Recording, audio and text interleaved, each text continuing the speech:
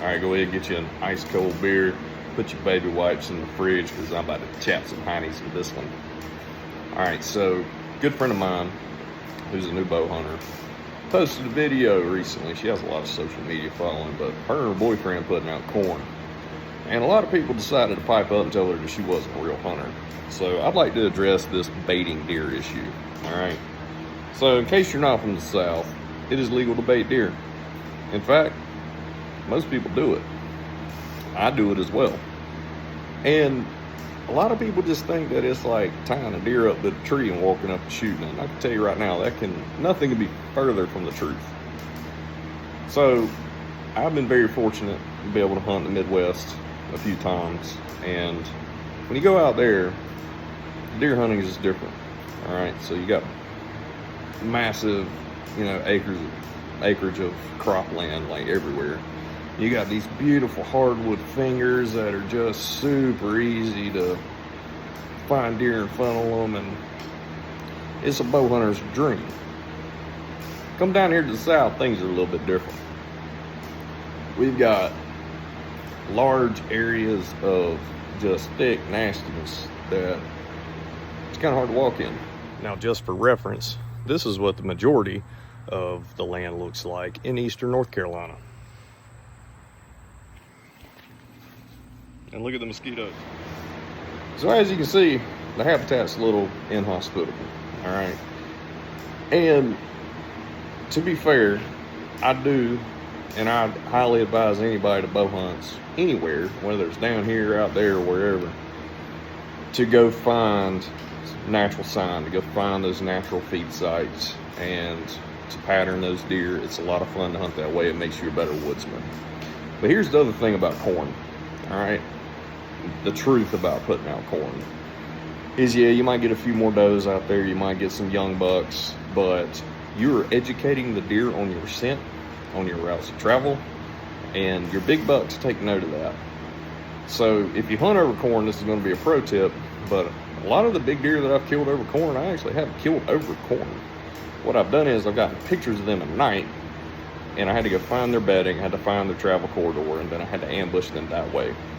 So, in my opinion, well, it's not really an opinion, it's a fact, it is no different than finding a persimmon tree or finding, a hot acorn tree that's dropping acorns. It's no different than that. All right, still got to pattern the deer. You still got to, hunt the wind. You still got to do all of the same things that you're doing, whether there's a corn pile out there or not. And lastly, here's the other thing. Just because you don't agree with how somebody else hunts doesn't make you right, doesn't make them wrong. All right? There are plenty of things that are legal and ethical that people do to hunt animals that I just don't do. Hunting with a crossbow is one of them. Now, that doesn't mean I don't have one and my kids won't use one this fall, but as for me, as an adult that can pull a bow back, I'm not going to use one. That doesn't mean I'm going to throw shade towards somebody that does. There's nothing wrong with it. Same with dog hunting. Down here in the South, a lot of places you can hunt deer with hounds. Not something I've ever done. I usually go to the woods for peace and tranquility, and I don't go to listen to hound dogs yap. But that doesn't mean I hate on anybody that does it. A lot of people love to do it, and in fact, if I ever got invited, I'd probably go just to say that I've done it before. And you never know, I might like it. But my point saying all that is this. The number one threat to hunters in this country, losing, access to hunting lands, losing, rights, and so on and so forth, which you haven't really seen in the South, but out in the western states is a really big thing. The reason why is because we are our worst enemy. All we want to do is attack each other, attack our styles of hunting. I'm better than you are because I wear Sitka and you wear Walmart hunting clothing, or, it gets as basic as that, to what broadheads you shoot, to how heavy your arrows are, to what rifle you use, or if you use one at all. It's got to stop. We almost lost a ton of public land this year, and hunters banding together stopped that. All right, stop the hate, stop the negativity. Just because you don't do something, or in the area that you're in, you're not fortunate enough to do it, or you're not able to do it for whatever reason, does not mean that you're a better hunter than somebody else. It doesn't mean that they're doing it wrong or right either. Because here's the other piece too. A lot of the states and the areas that baiting is legal is because the deer population is way overpopulated.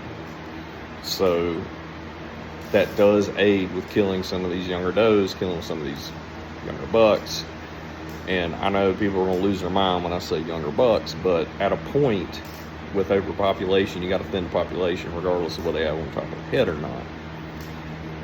So that's the other piece that you're missing in that too. And from a quality deer management standpoint, if you have way too many deer, you're not going to have trophy bucks.